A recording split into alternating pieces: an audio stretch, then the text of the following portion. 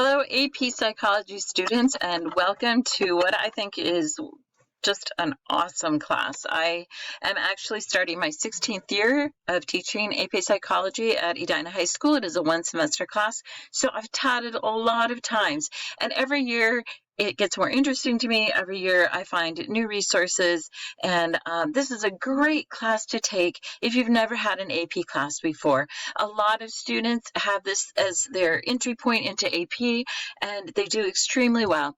So I'm really excited to have you in this class. I have my bachelor's degree from the University of Minnesota in psychology. After I graduated from college, I worked as a vocational counselor for the Department of Labor, actually, in South Florida.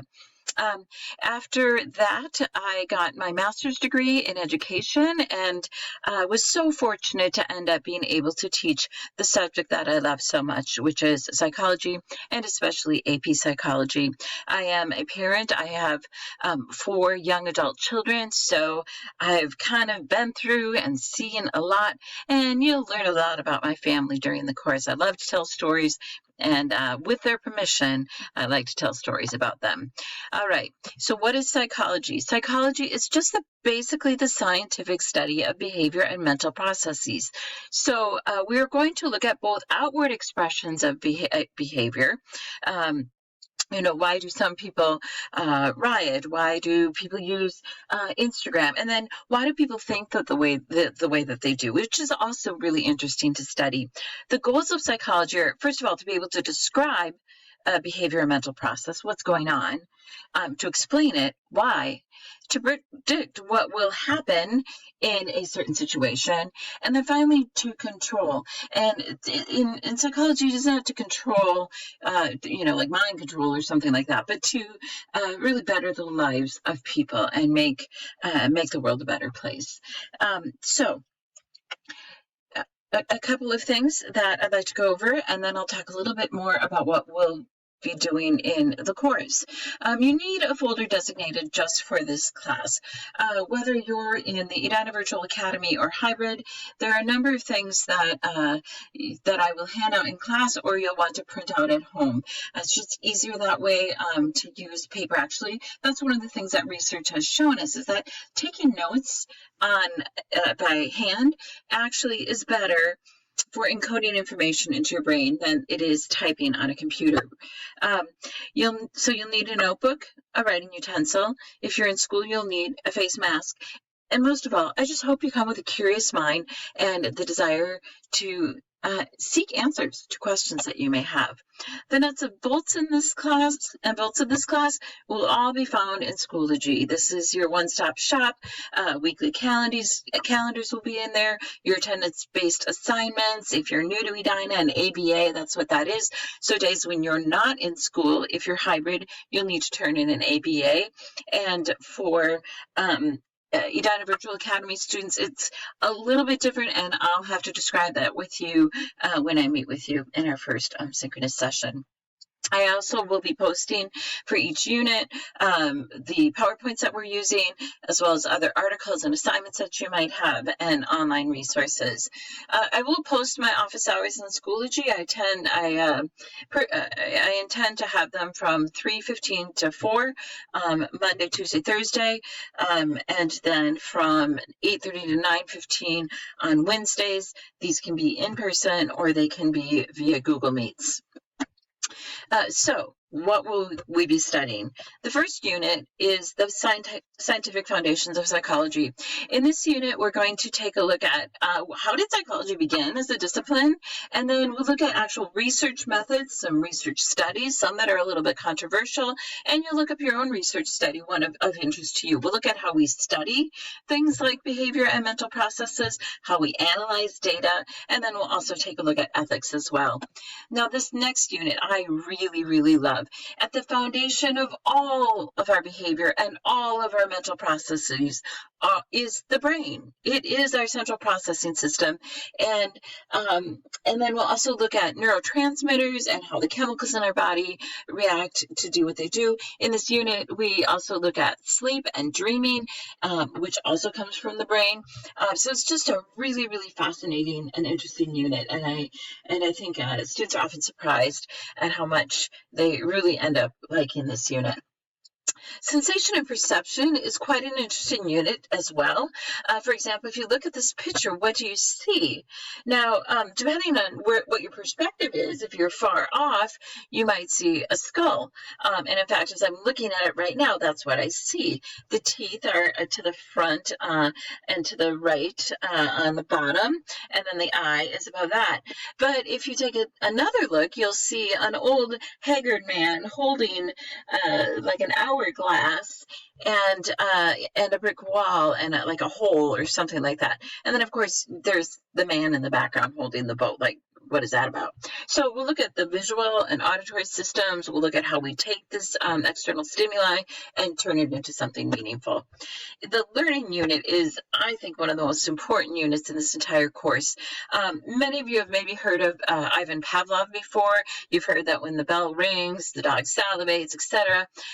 We're going to be learning about that, and we're going to learn about how those reactions are formed and how you will find that you have many of your own responses that are classically conditioned.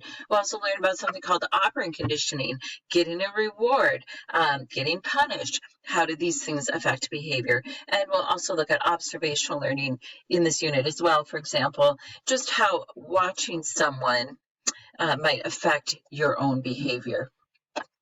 Cognitive psychology is a tremendously interesting field and a really burgeoning field in psychology. In fact, cognitive psychology is growing right along the study of artificial intelligence and computer science. So we'll be looking at memory systems.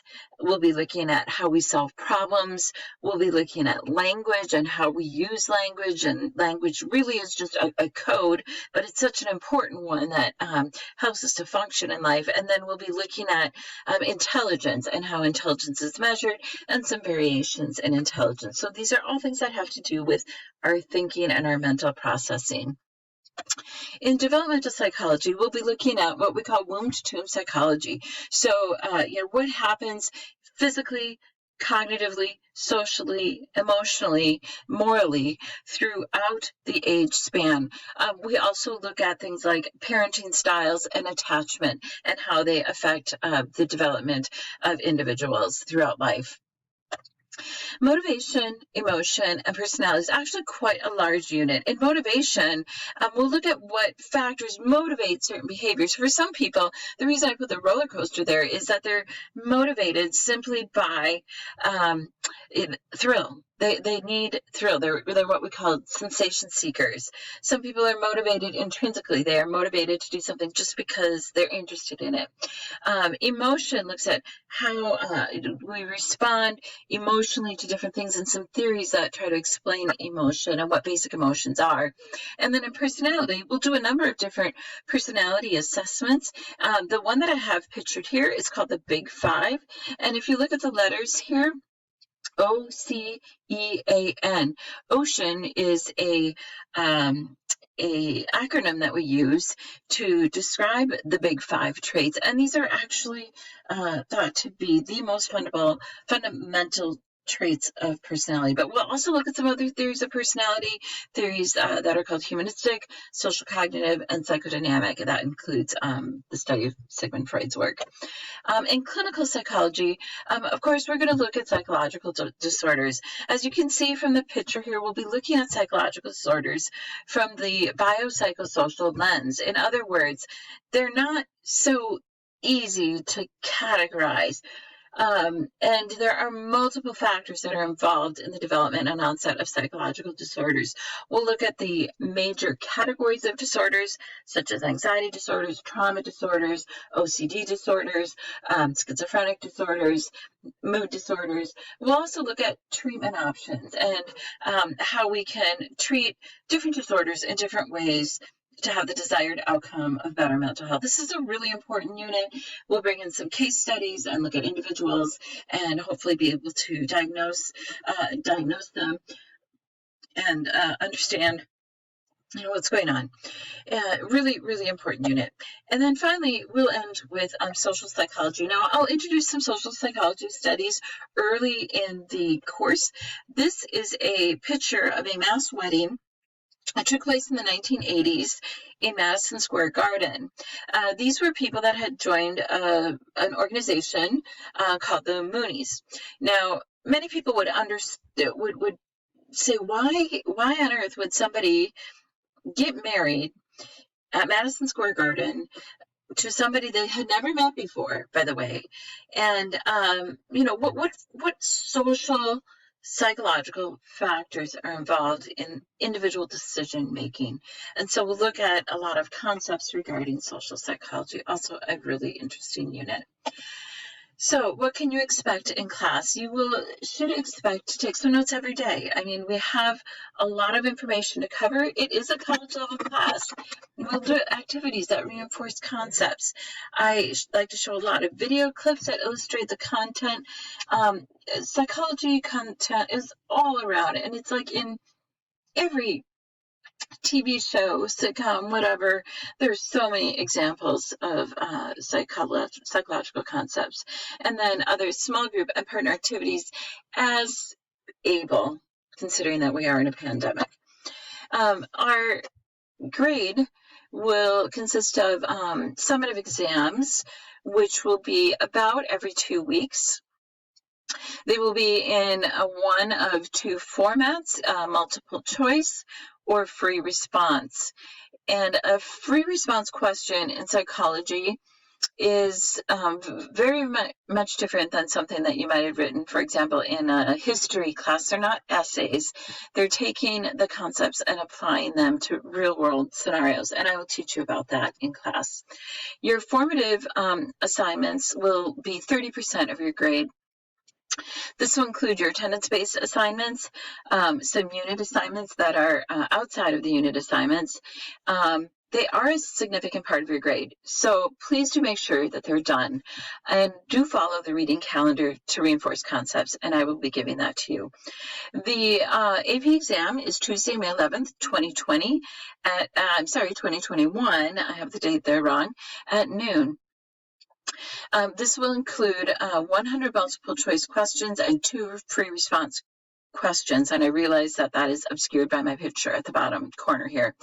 The registration will take place for fall students in October, and I will be giving you more information about that as the registration materials become available. So that is what I'd like to tell you about AP Psychology. Please reach out to me if you have any questions, and I really look forward to having a great semester with you. This, is a little bit of uncharted territory for me and for a lot of us, but we're going to get through it, and we're going to have an interesting time. So thank you very much, and I will see you soon.